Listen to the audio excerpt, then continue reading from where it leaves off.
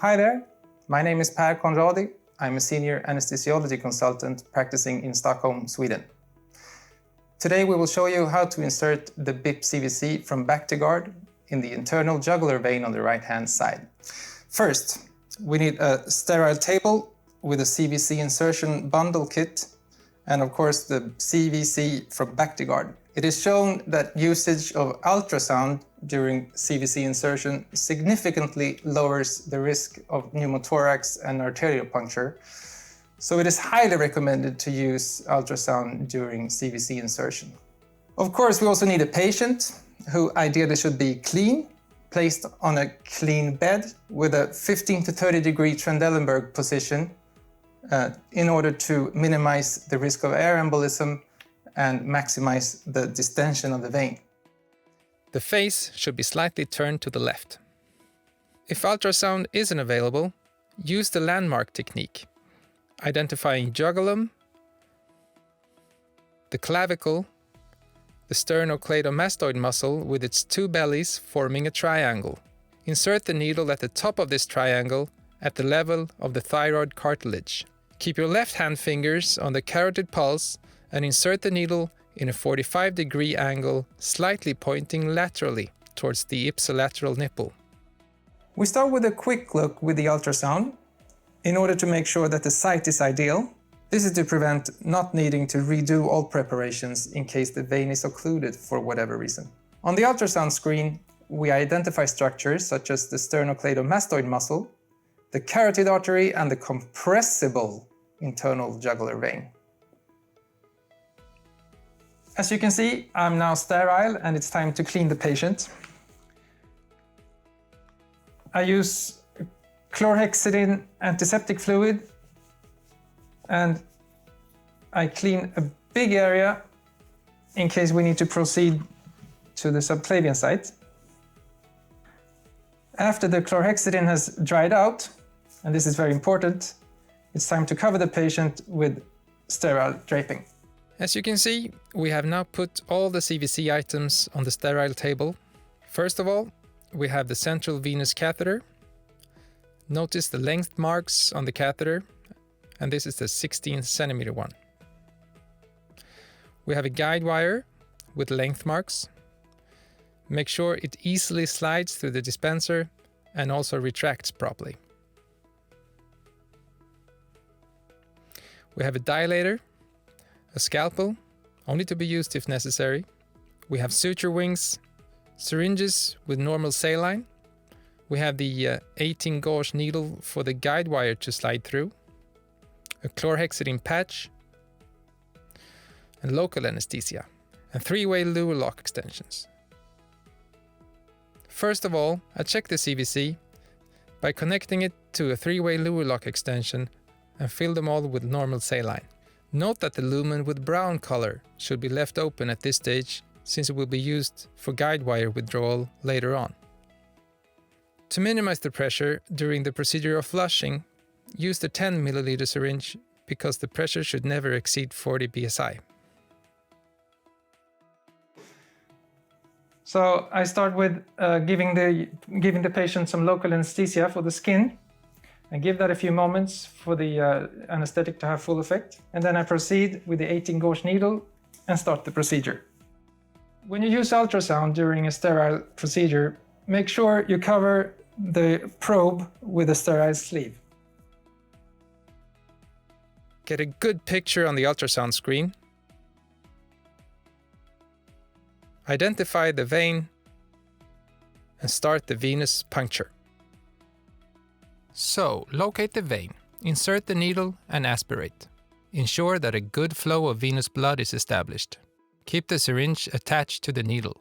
Be aware of the anatomy so you don't damage the lungs or nerves. Keep a steady grip on the needle so its tip does not move out of the vein and carefully remove the syringe. A pulsatile flow exiting the introducer needle usually indicates an unintentional arterial puncture. If that happens, remove the syringe and apply pressure to the insertion site in order to prevent the risk of a large hematoma. Retract the guide wire into the dispenser to straighten its tip. Gently insert the tip through the needle into the vessel. If resistance to the advancement of the guide wire is encountered, withdraw it, twist it slightly, and gently try to reintroduce it.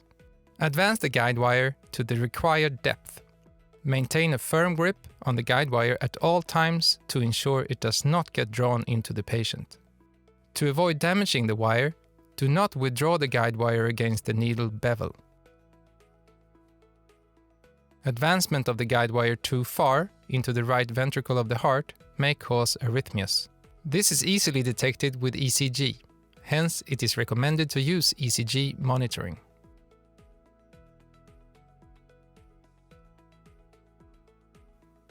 The Y valve needle is designed to prevent backflow of blood during guide wire insertion and to shorten the procedure by one step.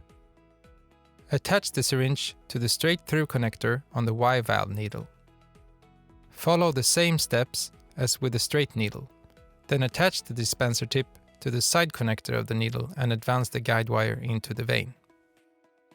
The Raulerson syringe is also designed to prevent backflow of blood during guide wire insertion and to shorten the procedure. It is used with a straight needle and the guide wire is advanced through the rear end of the syringe plunger.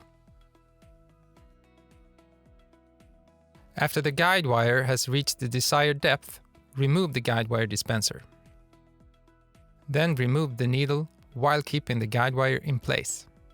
If needed, insert the vessel dilator over the guide wire into the blood vessel to enlarge the puncture site. As I mentioned before, there is a risk of air embolism, especially after having used the dilator. Always make sure to apply light pressure on the puncture site. If it is difficult to penetrate the skin with the dilator alone, use the scalpel. Then remove the vessel dilator. Thread the tip of the catheter over the guide wire. A sufficient length of the guide wire must remain exposed at the brown hub of the catheter to allow a firm grip. Hold the catheter near the skin and advance the catheter into the vein with a slight twisting motion, using the centimeter marks on the catheter as positioning reference points.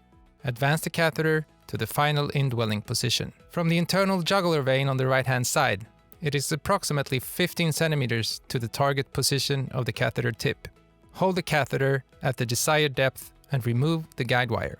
If resistance is encountered when attempting to remove the guide wire after catheter placement, withdraw the catheter 2 or 3 centimeters and attempt to remove the guide wire. Applying undue force during guide wire withdrawal increases the potential for guide wire or catheter breakage. If resistance is encountered again, remove the guide wire and catheter simultaneously. To avoid infections, restart the procedure with a new sterile catheter. Check the lumen placement by attaching a syringe to each lumen extension and aspirate until a free flow of blood is observed. Connect all lumen extensions to appropriate luer lock lines as required. 3-way stopcocks may be used, but are not included in the BIP CVC kit. Unused ports may be locked with injection caps, following standard hospital routines. Slide clamps are provided to prevent blood flow through each lumen if separate stopcocks are not used. Secure the catheter position by suturing the integral suture hub to the skin. In case you use a longer catheter, clamp a suture wing and a clamp fastener over the catheter to ensure another 2 suture points. After the procedure, I cover the site with a chlorhexidine patch to minimize the risk of infection. Consider a chest X-ray for confirming catheter tip position. The tip should ideally be found in the proximal part of the superior vena cava. The catheter depth should be noted in the patient's records in case of future catheter displacement. A catheter that has slightly changed position and slipped out, despite the sutures, should never be inserted back into its original position, as this increases the risk of infection. Fixate a new position or exchange the catheter in a sterile procedure. The access site needs to be checked regularly, and the dressing should be changed with antiseptic technique according to local protocols, but at least every 6th day. There should also be routinely checkups on flow rate, sutures, correct position, and secure luer lock connections. Use normal saline to flush all lumen on a regular basis. The catheter has to be withdrawn if there is any suspicion of catheter-related infection, signs of infection at the puncture site, or if the catheter function is impaired. If no complications, the BIP CVC is approved for 30 days.